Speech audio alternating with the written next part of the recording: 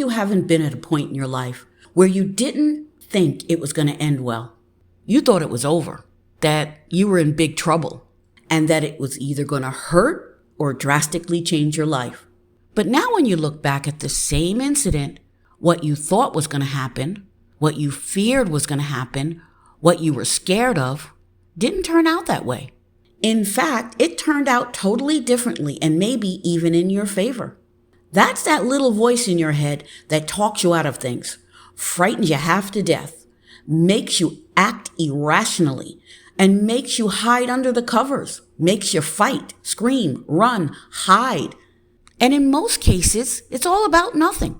Granted, that voice is in your head supposedly trying to protect you. But in most cases, it wastes your time, makes you sick, scares you half to death, and causes you to take medications or even have a stroke. I think it's time you address that voice in your head and let it know who's boss. I've even given my voice a name. George. Don't ask me why. It's just the first name I thought of. Now when I hear or feel it getting ready to roll up and start telling me negative thoughts, I just yell out, George, stop it. Go sit down. Shut up. Cut it out. And believe it or not, he goes away. I'm able to think clearly again and figure out, why did he appear? Why did George poke his negative little head in my thoughts? Then I focus on figuring out what he thought the problem or the situation was. What is George worried about? Then I say to myself, what are the solutions to this issue that would be in my favor? And even if I have to get creative, I figure something out. So far, I've come up with a solution, and the issue lasts so much shorter than it would have if I allowed George's input. I just set out to solve whatever it is that George brought to my attention.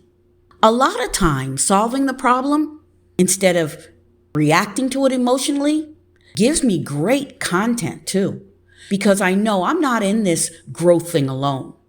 And sometimes it even makes me laugh.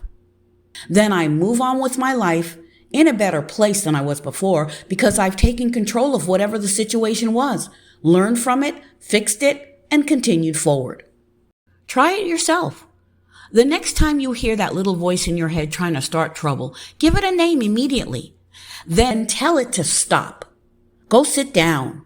Or go back to hell where it came from.